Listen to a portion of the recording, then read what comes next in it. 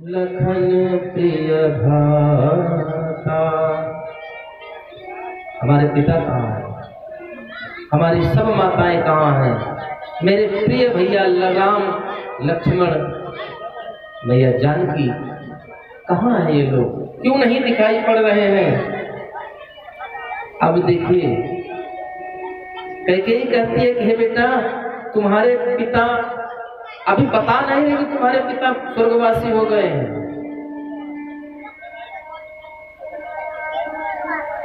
वो बात को कहती है कि हे बेटा, तुम्हारे पिता, भरत कहते हैं हाँ मां, क्या हुआ पिता को? तो कहती है बेटा, भाई सहाय मंथरा बिचारी, अरे धन्य हो इस मंथरा का जिसने मेरी बड़ी मदद की।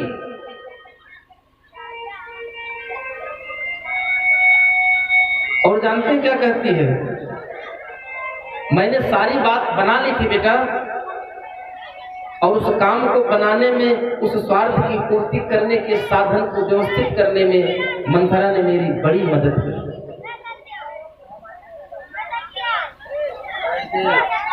लेकिन विधाता ने थोड़ी सी बात बिगाड़ दी। देखिए बात को समझिएगा, पति मर गया है, ज्येष्ठ पुत्र वन को गया है, कैकेयी कहती है विधाता ने थोड़ी सी बात बिगाड़ दी।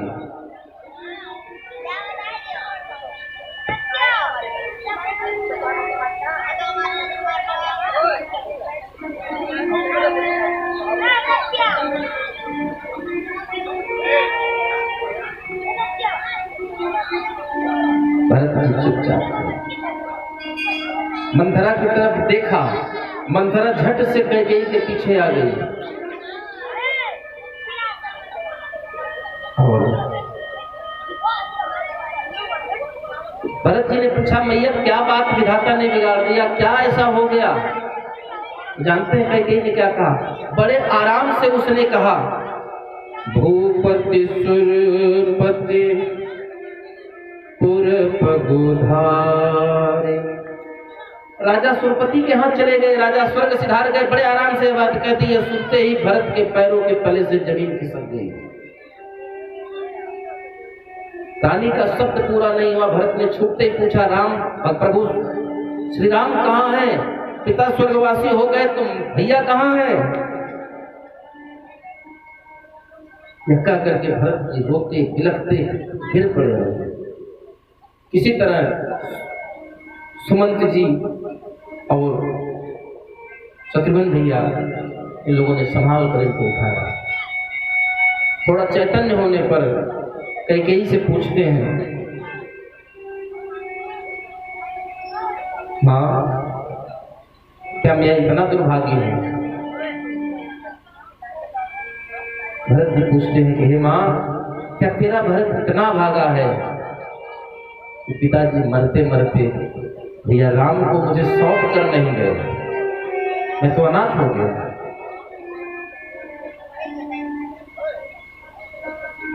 इसे भरत जी का प्रेम है। पिता मर गए, भरत जी ने ये नहीं कहा मैं अनाथ हो गया।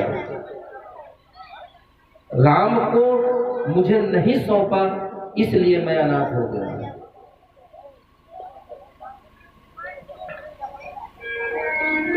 कैकेयी से बात करते हैं,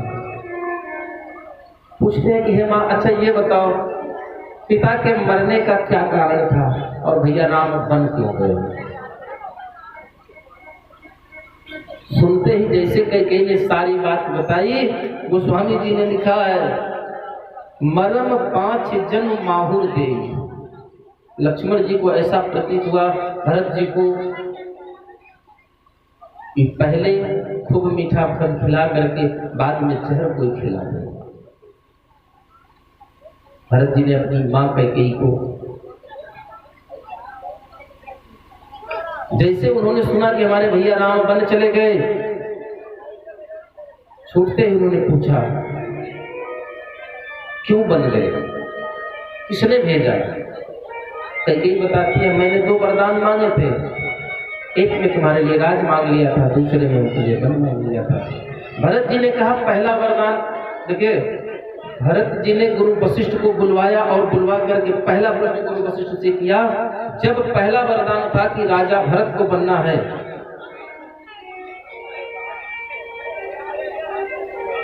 तो पहले वरदान, पहले आदेश की पूर्ति की जाती है कि पहले दूसरे आज्ञा का पालन होना चाहिए था? पहले आज्ञा का पालन होना चाहिए या दूसरे आज्ञा का पालन होना चाहिए? पहले का होना चाहिए था। राज्य मेरा था, मैं राजा बनता, मैं भरत राम को देता, लक्ष्मण को देता, किसी और को दे देता। राज्य मेरा था, और जब राज्य मेरा था तो पहले मेरा राजा बनना रोक करके राम को वनवासी क्यों बनाया? लेकिन ने कहा, बेटा तुम्हारे पिता को बड़ी कष्ट हो रही थी, बड़ी पीड़ा हो रही थी।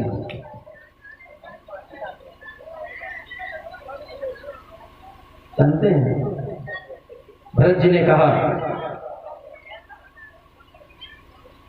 जब ते कुमति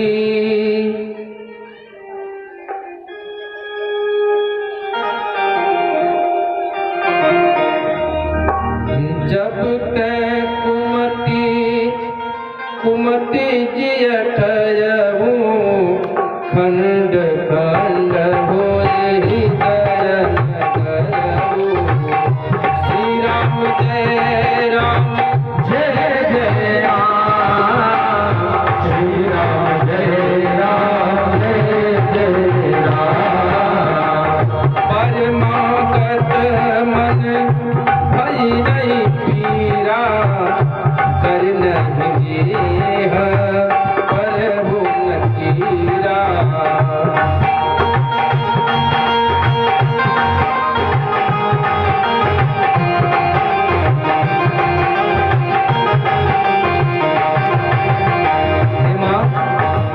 जब तुमने भैया राम के लिए वन मांगा था, तेरा हृदय फट नहीं गया? चाबी दूर करो।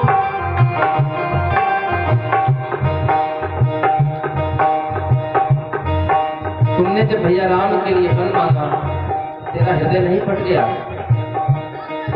अरे तेरी जिह्वा कटकर गिर क्यों नहीं गई? ऐसी बात बोलने से पहले तेरे मुंह में कीड़े पड़ जाने चाहिए थे। कोई पुत्र अपनी मां को इस तरह कह सकता है? भरत जी ने कहा, भगवान को वन भेज करके माता तुमने अपने सिंदूर को पोंछने वाली तो सृष्टि की पहली नारी बनी हो, जिसने खुद अपने हाथ से अपना सौभाग्य उजाड़ दिया। मर गई तो आज से मेरे लिए। भरत जी कहते हैं, अगर तेरे मन में ऐसी ही बात थी तो तूने जन्म लेते ही मुझे क्यों नहीं मार दिया? आज अगर मैं जन्म नहीं लेता तो मेरे राघव को वन नहीं जाना। कई कुछ कहना चाहती है।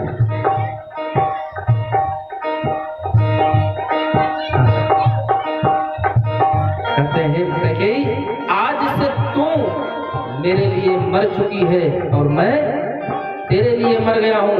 आज से मैं तुझे मां के नाम से संबोधित नहीं करूंगा। कौन होगा भरत जैसा प्रेमी प्रभु का?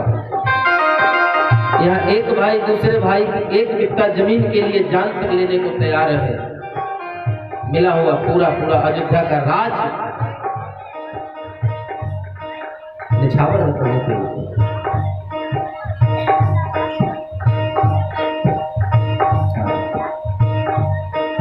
अंत में वहां से प्रभु नाम का स्मरण करते हुए, विलाप करते हुए, छत बिछत स्थिति में भरत जी कैकेयी से कहते हैं, हे कलंकिनी, आज से तू मुझे अपनी शकल मत दिखाना। तो रघुवंश में कलंक हो गई। तू मेरे पिता के मरने का कारण, तू मेरे प्राणों से प्रिय भैया भाभी को बन जाने का कारण, आज से ये भरत शपथ लेता है, मैं तेरा मुंह नहीं देखूंगा। भरत जी वहां से रोते बिलखते जानते हैं दूसरी बार कहाँ गए, किसके पास गए? मैया कौशल्या के पास गए। मैया कौशल्या के पास पहुंचे हैं। भरत जी की जो अवर्णनीय, जो कहीं नहीं जा सकती, हम उनकी दशा को बखान नहीं सकते, उनकी दशा के बारे में कह नहीं सकता हूँ। क्यों? क्योंकि मेरा खुद का हृदय उतना बड़ा नहीं है कि मैं उनके उस भाव को महसूस कर सकूं।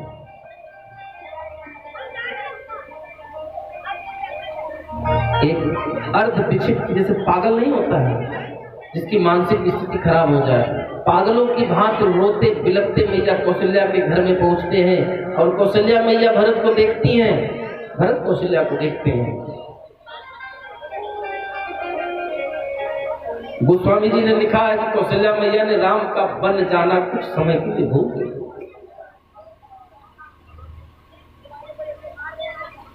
भरत को रोता देखकर